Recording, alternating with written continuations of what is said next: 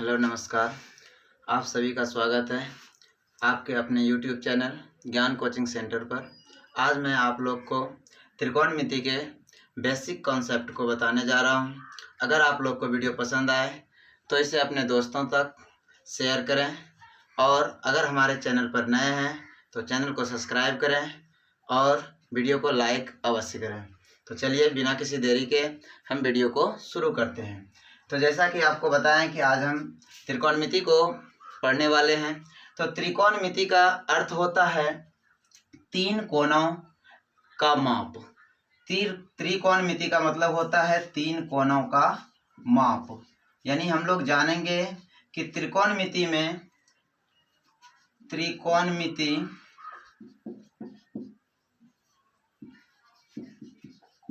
मिति का अर्थ है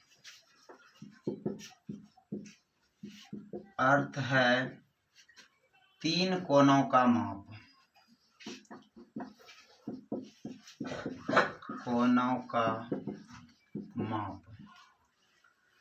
अब इसमें से हम लोग तीन कोणों का माप लेंगे और आप लोग को पता होगा कि तीन कोण जब बोला जाए तो इसका मतलब होता है त्रिभुज। और त्रिभुज जो हम लोग इसमें यूज करेंगे वो होगा समकोण त्रिभुज। ठीक है, त्रिकोणमिति में हम लोग समकोण त्रिभुज का इस्तेमाल करते हैं। त्रिकोणमिति में समकोण त्रिभुज का प्रयोग किया जाता है।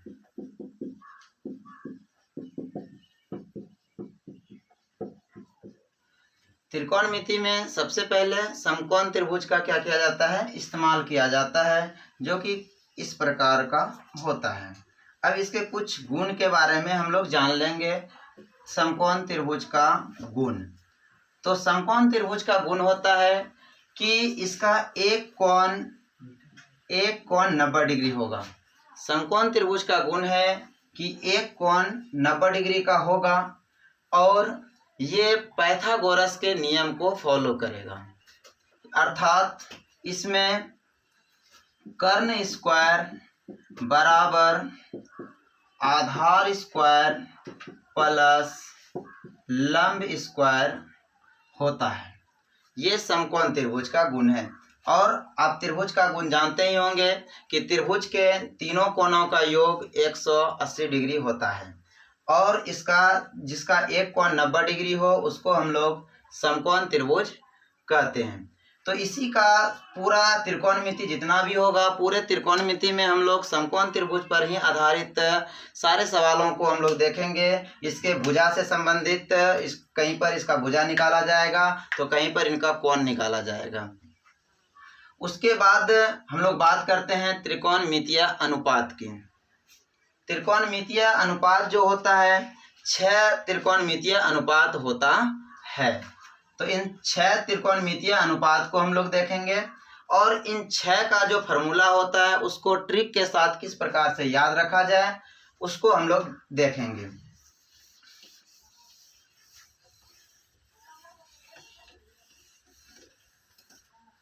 देखिए, त्रिकोणमितीय अनुपात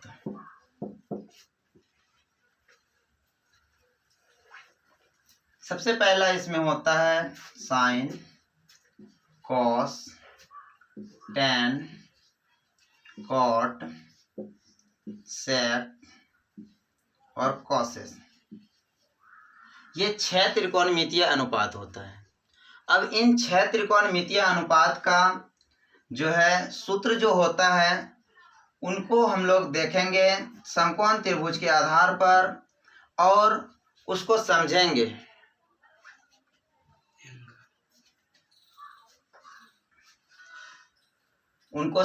हम लोग कि किस प्रकार से ये त्रिकोणमितीय अनुपात का फार्मूला होता है और फिर फार्मूला को हम लोग याद रखने पर भी उसके ट्रिक के बारे में भी बात करेंगे। जैसे हो जाएगा सबसे पहले sine theta, cos theta, tan theta, cot theta, sec theta और कॉसेस थीटा। तो देखिए, अब हम लोग को सबसे पहले 3 का ज्ञात करना है और 3 के बाद ये 3 जो होता है इसका अपोजिट होता है। तो सबसे पहले हम बात करें अगर साइन थीटा की, तो साइन थीटा बराबर होता है, इसको बोलते हैं पी बटे एच। पी का मतलब होता है परपेंडिकुलर, मतलब लंब, और इसका होता है कर्ण। ये होता है साइन थीटा बराबर लंब बटे कर्ण। इसी तरह अगर हम कॉस थीटा बराबर जाने तो इसका होता है बी बटे एच, मतलब आधार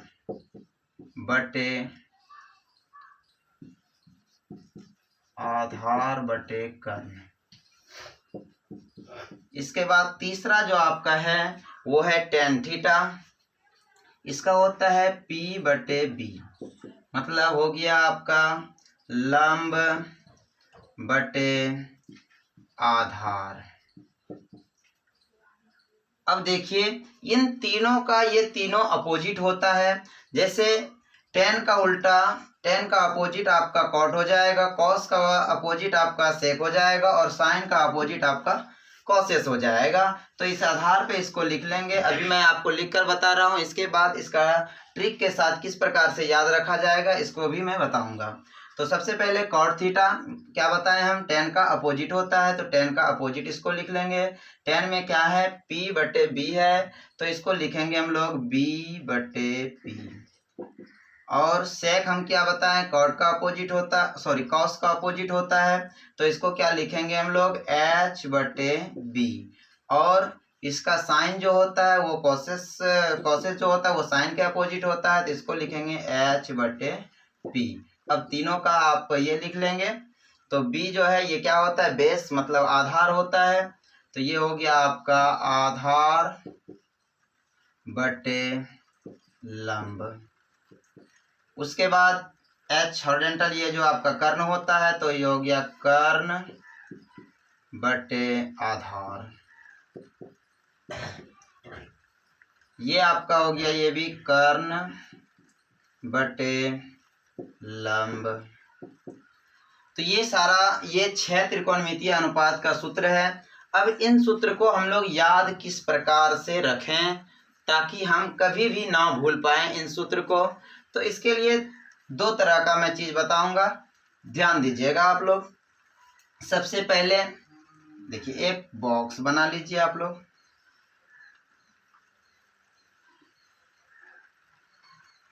देखिए इसमें क्या करना है, 3 चीज का आपको याद करना है, साइन का, कॉस का और टेन का। ठीक, तो इसमें आपका होता है, जैसे देखिए साइन का, कॉस का, टेन का, तो मैं ये बना लेता हूँ साइन थीटा का, ये हो गया आपका कॉस थीटा का, और ये हो गया आपका टेन थीटा का। ये साइन थीटा, कॉस थीटा और टेन थीटा हो गया। तो इसमें आपका क्या हो जाएगा, साइन थीटा में ये पी, ये बी, और ये आपका क्या हो जाएगा पी। ठीक है, पी, बी और पी। अब नीचे क्या हो जाएगा आपका, नीचे हो जाएगा एच, इसमें भी एच और इसमें बी। अब सोच रहे हैं आप ये क्या है, तो इसको कैसे याद रखें, तो देखिए ये हो, आप पर ट्रिक याद रखेंगे, पंडित बद्री प्रसाद।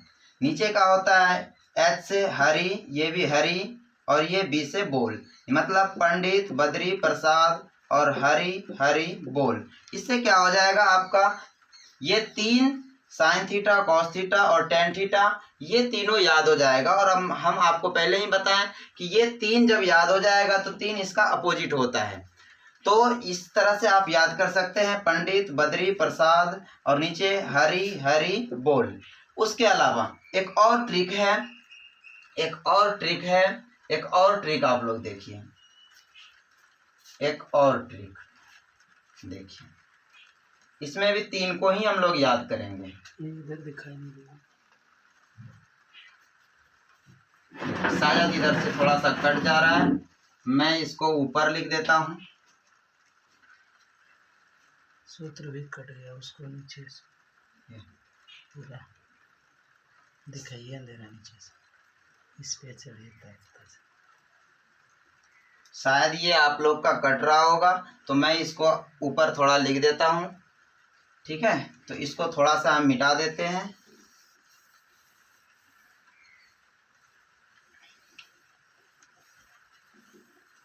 देखिए फिर से एक बार देख लीजिए क्या ट्रिक था।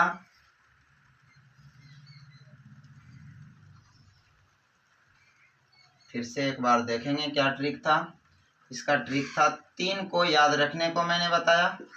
3 को याद रखना है आपको। किसको किसको? साइन थीटा, कॉस थीटा और टेन थीटा।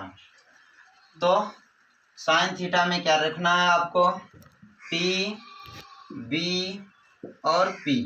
उसके बाद नीचे आपको क्या रखना है? एच, एच और एच। यानी ये क्या हुआ?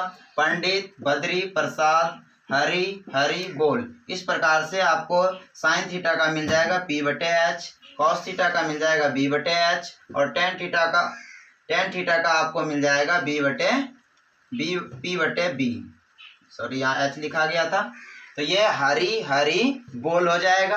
ठीक है, तो हरि हरि बोल हो जाएगा, मतलब पी बटे बी हो जाएगा।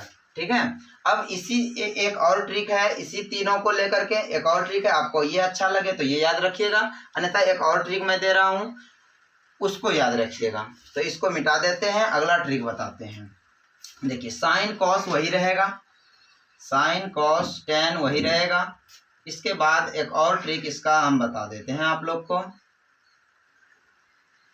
देखिए एक होता है आपका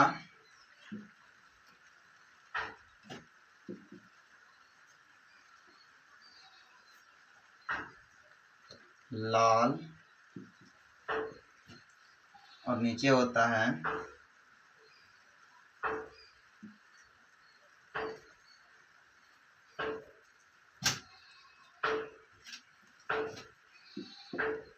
देखिए ये आपका हो गया लाल और ये हो गया का।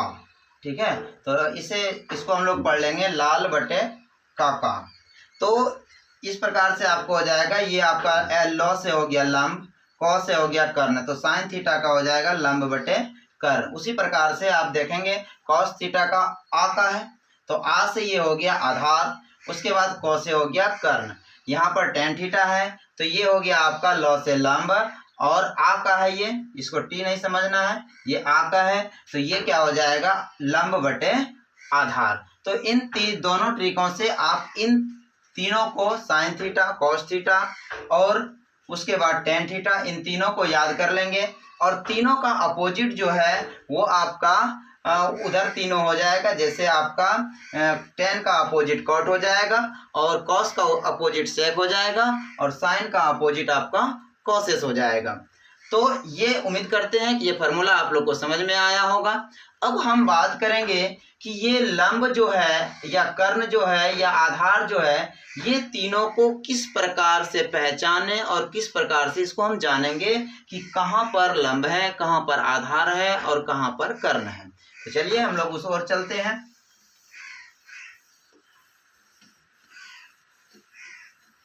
देखिए तो आपको सिंपली एक त्रिभुज दिया हुआ रहेगा और जैसा कि मैंने पहले ही बताया कि इसमें समकोण त्रिभुज रहता है।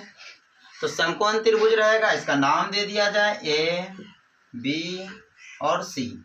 तो इसमें अभी पहले बताएं कि समकोण त्रिभुज का एक कोण जो है आपका 90 डिग्री का होता है।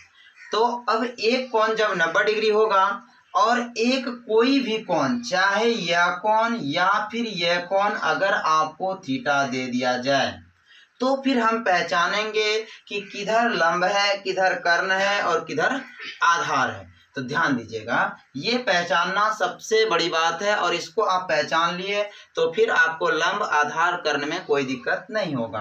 तो ध्यान दीजिएगा, ये लंब जो आपको जहां पर कोण आपका 90 डिग्री दिख रहा है, ये 90 डिग्री दिख रहा है, उसके बाद ये आपको थीटा दिख रहा है। तो थीटा के सम्मुख वाली भुजाएं यानी थीटा के सामने वाली भुजा जो है उसको हम लोग लंब कहते हैं।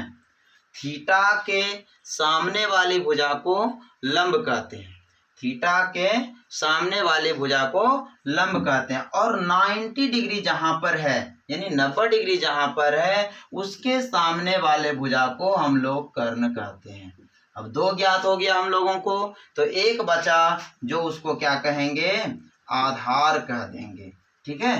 तो थीटा के सामने वाले भुजा को क्या कह देंगे, लंब कह देंगे, और 90 के सामने वाले भुजा को कर्ण कह देंगे, बाकी जो बचा उसको आधार बोल देंगे। लेकिन अब तो मैंने आपको यहाँ थीटा दिया तो आप यहाँ देख लिए लंब हो गया, लेकिन यदि इसी को थोड़ा सा बदल दिया जाए तो किस प्रकार से होगा, देखिए।